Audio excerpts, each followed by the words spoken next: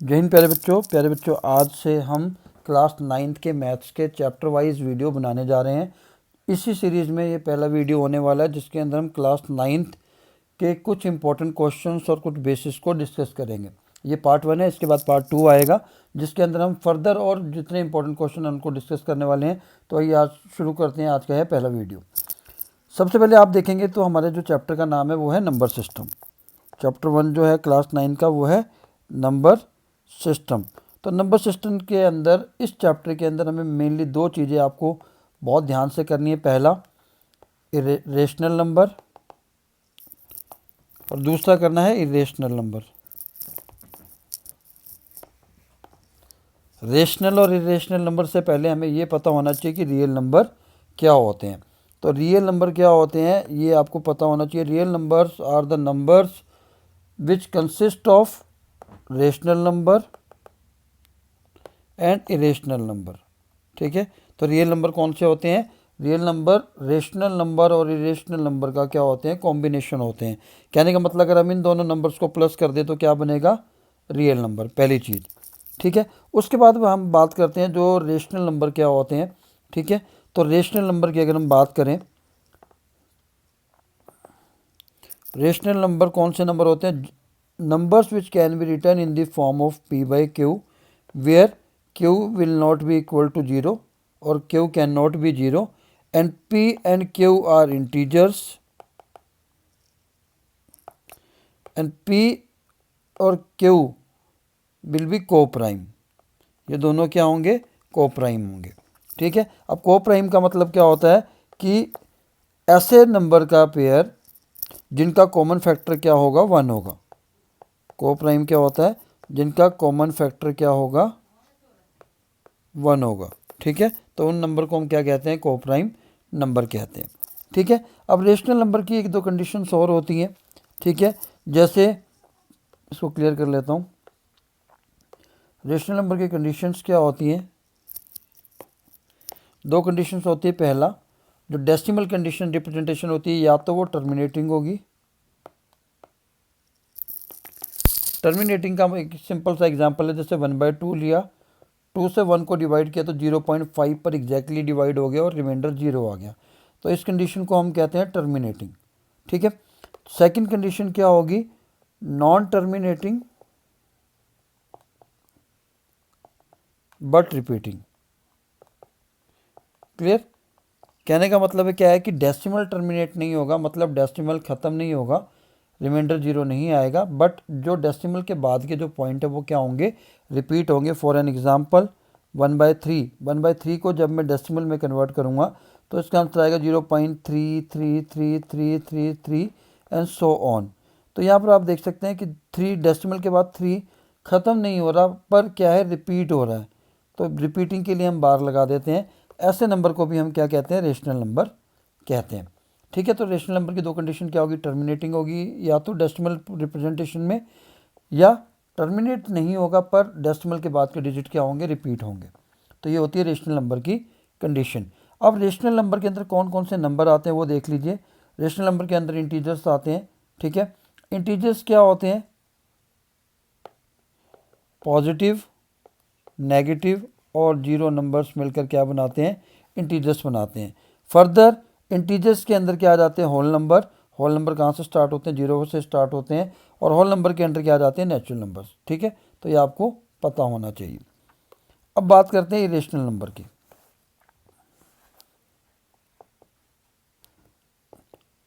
Irrational number की condition क्या है कि those numbers which can not be return, which can't be written in the form of p by Q. ठीक है, return in the form of p by Q, क्योंकि p by Q की form में लिखे जाएंगे तो वो रेशनल हो जाएंगे।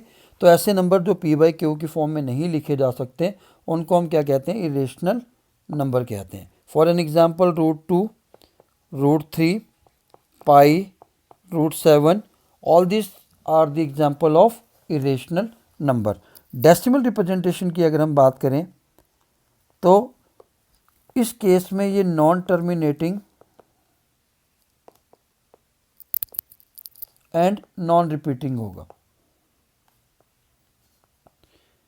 कहने का मतलब क्या है कि जब हम किसी नंबर को डिवाइड करेंगे तो वो फॉर एन एग्जांपल एक डेसिमल के बाद मैं एक एग्जांपल लिख देता हूँ। जैसे डेसिमल के बाद नंबर आया 1 2 3 7 9 3 5 4 3 1, तो आप देखेंगे कि डेसिमल के बाद नंबर ये डॉट डॉट डॉट लगा दिया, मतलब ये कॉन्टिन्यू है।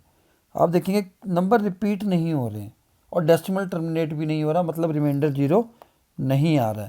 ठीक है, अगर रिमाइंडर जीरो नहीं आ रहा है और डेसिमल भी रिपीट नहीं हो रहा है तो ऐसे नंबर को हम क्या कहेंगे, इरेशनल नंबर कहेंगे, जिसकी कंडीशन होती है non terminating and non repeating. Clear, चलिए आगे चलते हैं। तो इस चैप्टर का जो पहला इंपॉर्टेंट क्वेश्चन है जो हर बार एग्जाम के अंदर आता ही आता है वो है express following in P by Q form. कहीं कहीं पर पी बाई क्यू फॉर्म लिखा होगा और कहीं पर सीधा लिखा होगा कि रेशनल नंबर में कन्वर्ट करिए। ठीक है, दोनों ही क्वेश्चन आ सकते हैं, पी बाई क्यू फॉर्म लिखा हो सकता है या लिखा होगा कि express them in rational form. Clear, तो एक एग्जांपल करके देख लेते हैं पहले। 0.6 बार, और अभी आपको बताया था बार कब लगता है, जब कोई नंबर रिपीट होगा। ठीक है, तो आगे डॉट डॉट डॉट लगा दिया, ये जो डॉट से शो करते हैं कि नंबर अभी भी कंटिन्यू हो रहा है। तो पहला स्टेप आपने क्या करना है, इसको लेट करना है x के इक्वल। ठीक है, let x is equals to 0.66, बस ज़्यादा नहीं लेने आपने, 2 पॉइंट तक 3 पॉइंट तक ले लेना है। अगला इंपॉर्टेंट पॉइंट क्या है कि अगर आपका एक ही नंबर रिपीट हो रहा है डेसिमल के बाद, जैसे 6 रिपीट हो रहा है, तो आपने मल्टीप्लाई करना है 10 से। Multiply both side by 10। ठीक है, दोनों साइड 10 से मल्टीप्लाई कर दिया, तो इक्वेशन 1 को हम कर रहे हैं, ये ध्यान रखना है। ठीक है, तो जब इक्वेशन 1 को मैं दोनों साइड 10 से मल्टीप्लाई करूंगा तो x से मल्टीप्लाई करूंगा 10 से, तो 10x हो जाएगा। और जब 0.666 डॉट डॉट को 10 से मल्टीप्लाई करूंगा तो डेसिमल एक नंबर आगे शिफ्ट हो जाएगा, यानी कि 6.666 हो जाएगा। इसको ले लेते हैं इक्वेशन 2। तो इक्वेशन 2 में से इक्वेशन 1 को आपने क्या कर देना है, माइनस कर देना है। ठीक है, अब आप देखेंगे इक्वेशन 2 में 10x और 1 में 1x है। ठीक है, 10 में से 1x गया तो 9x आ जाएगा। लेफ्ट हैंड साइड वाली में से लेफ्ट हैंड साइड वाली टर्म को माइनस करना है और राइट हैंड साइड वाली में से राइट हैंड साइड वाली टर्म को। इसमें से 6.6 में को जब आप इसको 6.666 को माइनस करेंगे तो आप देखेंगे आपका आंसर आएगा 6। ठीक है, 0 0 होगा तो हम सीधा 6 लिख सकते हैं। अब यहाँ से आपकी x की वैल्यू आ जाएगी, 9 को 6 के डिनोमिनेटर में ले जाएंगे। ठीक है, और इसको आप शॉर्टेस्ट फॉर्म में रिड्यूस कर लेंगे, 3 2 जा 6 और 3 3 जा 9, तो ये हमारा 2/3 आ गया। 2/3 क्या है, पी बाई क्यू फॉर्म में है, तो यही हमारा आंसर है। क्लियर, तो होप आपको ये समझ में आ गया होगा। एक और एग्जांपल ले लेते हैं जिसके अंदर 2 डिजिट रिपीट हो रहे हैं। ठीक है,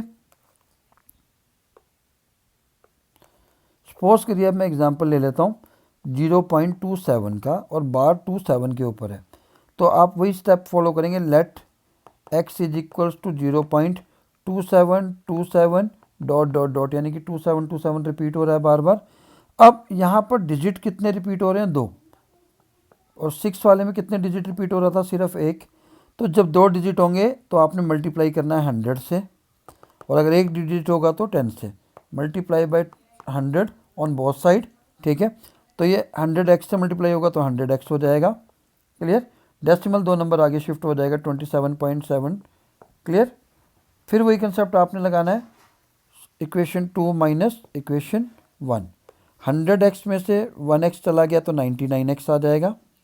ठीक है, 27.277 में से 0.277 को माइनस करोगे तो ये पूरी टर्म 0 आ जाएगी और यहाँ पर बचेगा 27। ठीक है, x लेना है तो 27/99। अब आप इसको फर्दर सॉल्व कर लीजिए, 9 3 जा 27 और 9 11 जा 99, ये फिर से क्या आ गई, P by Q form. Clear, तो यही आंसर है। अब आप सोचेंगे कि अगर 3 हो, तो जैसा कि ये क्वेश्चन आपके सामने है, 3 डिजिट वाला है, तो आपने 1000 से मल्टीप्लाई कर देना और सेम स्टेप में 2 - 1 कर देना इक्वेशन को और आपका आंसर आ जाएगा। क्लियर, चलिए अब मूव करते हैं नेक्स्ट इंपॉर्टेंट क्वेश्चन पर। Find 5 rational numbers between 3/4 and 4/5। ये क्वेश्चन आप क्लास 7 से करते आ रहे हैं, तो इस क्वेश्चन को समझने में आपको ज़्यादा प्रॉब्लम नहीं आएगी। सबसे पहले जब भी आपको रेशनल नंबर फाइंड आउट करना है तो आपका सबसे पहला इंपॉर्टेंट कंसेप्ट क्या होना चाहिए कि जो आपके डिनोमिनेटर हैं वो दोनों साइड के सेम होने चाहिए। डिनोमिनेटर को सेम बनाने के लिए आपने क्या निकाल लेना है, एलसीएम ले लेना है। ठीक है, तो एलसीएम जब आप सॉल्व करेंगे तो आपका एलसीएम चेक करेंगे, 2 टू द 4, 2 5 4 5 द 20, तो एलसीएम आ गया हमारा 20। तो आपने अब दोनों के डिनोमिनेटर के सामने 20 लिख देना है, लिख दिया। अब आपने देखना है कि 4 को किस नंबर से मल्टीप्लाई किया कि 20 आया, 5 से, तो ऊपर भी 5 से कर देना है। 5 3 जा 15, 5 4 जा 20 था तो 4 4 जा 16, पर अभी भी आप देखेंगे तो 15/20 हुआ और 16/20 हुआ, इसके बीच में एक भी रेशनल नंबर नहीं आ रहा है। तो हमें इसको फर्दर किसी और नंबर से, बड़े नंबर से मल्टीप्लाई कर देना है, दोनों को सेम से। ठीक है, अगर 3 से नहीं आ रहा तो आप, लेकिन नंबर दोनों ही सेम होने चाहिए। सपोज करिए मैंने 6 से कर दिया, इधर भी जब आपने एक बार डिनोमिनेटर सेम कर दिया तो जब भी आप दूसरे नंबर से मल्टीप्लाई करेंगे तो वो सेम ही मल्टीप्लाई करना है आपने। जैसे मैंने यहाँ 6 लिया है तो सभी को मैंने 6 से ही किया है, तो 15 6 जा 90, 20 6 जा 120, क्योंकि डिनोमिनेटर ताकि सेम रहे। 96/120, तो अब 90 और 96 के बीच में 5 नंबर आपको मिल गए, 91/120, 92/120, 93/120, 94/120 और 95/120। ठीक है, तो ये आ गया आंसर। क्लियर? पहले आपने डिनोमिनेटर सेम करना है। अगर डिनोमिनेटर सेम करने के बाद भी आपको नंबर नहीं मिल रहे हैं तो आप फर्दर किसी सेम नंबर से दोनों ही जो फ्रैक्शंस है, रेशनल नंबर, उनको मल्टीप्लाई कर दीजिए, आपको बीच के रेशनल नंबर मिल जाएंगे। क्लियर? चलिए, अब अभी हमने क्वेश्चन में क्या किया था, रेशनल नंबर फाइंड आउट किया था। अब हमारा अगला क्वेश्चन है इरेशनल नंबर फाइंड आउट करना है।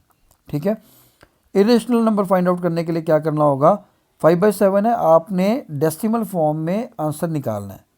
5 को 7 से डिवाइड कर दिया और 9 को 11 से। ठीक है, डेसिमल लगाएंगे, 0 हो जाएगा, 7 7 जा 49, 1 आ गया, डेसिमल लगाया तो 0, 7 1 जा 7, 3, फिर 0, 7 4 जा 28। ठीक है, तो 2, फिर एक 0, 7 2 जा 14। आपने ज़्यादा नहीं करना है, इतना ही निकालना है। 11 वाला स्टेप भी सेम है, पॉइंट लगा दिया, 90, 88। ठीक है, तो 2 आ गया, फिर 0, 11 1 जा 11, 9 आ गया, 0 8, 2 आ गया। ठीक है, तो 2 क्या, फिर 0। ठीक, तो आप देखेंगे कि हमारे पास दो नंबर की रेंज आ रही है। पहला आ रहा है 0.714, दूसरा आ रहा है 0.818। आपने इसके बीच के नंबर लिखने हैं तो आप सिंपल चीज़ें 7 के बाद 0.72 लिख दीजिए। ठीक है, 0.73 लिख दीजिए, 0.74 लिख दीजिए।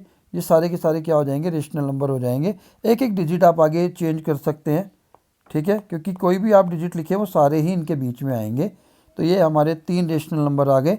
इरेशनल के लिए आपको डेसिमल में कन्वर्ट करना है और रेशनल के लिए आपको मैंने बता दिया था कि डिनोमिनेटर सेम करके करना है। नेक्स्ट इंपॉर्टेंट क्वेश्चन है जो हर बार रिपीट होता है, रेशनलाइज द डिनोमिनेटर। नाम से ही पता लग रहा है कि आपने किसका रेशनलाइजेशन करना है, डिनोमिनेटर का। तो डिनोमिनेटर के लिए आपने क्या करना है, अगर जैसे 1/√7 है, ठीक है, तो आपने √7 से ही न्यूमरेटर और डिनोमिनेटर को क्या कर देना है, मल्टीप्लाई कर देना है। क्योंकि मैथ में हम अपनी तरफ से कुछ भी आइडिया सब्ट्रैक्ट नहीं कर सकते। जब आप इसको कट करेंगे तो आपका आंसर फाइनली क्या आ जाएगा, 1/√7 ही आएगा। पर हमने इसीलिए क्या किया, √7 से ही मल्टीप्लाई और डिवाइड किया। ठीक है, क्लियर? √7 को जब 1 से मल्टीप्लाई करेंगे तो √7 ही आएगा, और √7 को जब आपस में मल्टीप्लाई करेंगे तो स्क्वायर आ जाएगा। स्क्वायर से क्या होता है, स्क्वायर रूट कैंसिल हो जाता है। तो आपका आंसर आ गया √7/7। तो ये हमारा आंसर है। ठीक है, पर अगर क्वेश्चन सेकंड टाइप का या थर्ड टाइप का या फोर्थ टाइप का, आपने उसमें क्या करना है ये देख लीजिए। 1/√7 माइनस √6 है, डिनोमिनेटर का रेशनलाइज करना है तो साइन आपने यहाँ पर माइनस था तो दोनों के साथ प्लस लेकर करना है, बस इतना ही फ़र्क है। ठीक है, यहाँ पर दोनों ही नंबर के साथ आपने प्लस लगाना है। क्लियर? प्लस क्यों लगाना है, ताकि डिनोमिनेटर में एक आपका a माइनस बी और a प्लस बी बन जाए, जो कि फार्मूला क्या बनता है, a² माइनस b²।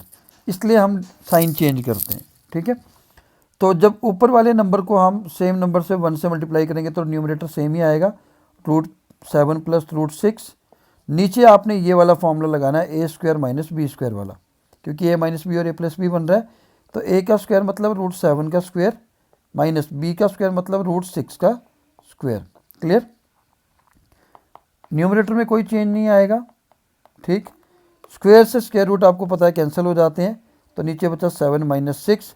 फाइनली जो हमारा आंसर आ जाएगा 7 माइनस 6 कितना होता है 1। तो ये हमारा आंसर आ गया। इस केस में भी क्वेश्चन नंबर 3 में भी, 4th में भी देखेंगे आप, √7 + 2 कर दीजिए, यहाँ भी √7 + 2 कर दीजिए। ठीक है, तो नीचे फिर a माइनस बी और a प्लस बी बन गया, और यही फार्मूला आपने लगाकर सॉल्व कर लेना है। तो प्यारे बच्चों, ये था आज का एक छोटा सा वीडियो जिसके अंदर हमने कुछ इंपॉर्टेंट क्वेश्चंस को डिस्कस किया है जो 9th के PT1 हाफ ईयरली एग्जामिनेशन और फाइनल में ज़रूर आते ही आते हैं। ये था पार्ट 1। पार्ट 2 के लिए हम जल्दी वीडियो अपलोड करेंगे। आज के लिए इतना ही, फिर मिलते हैं नेक्स्ट वीडियो में। जय हिंद, जय भारत।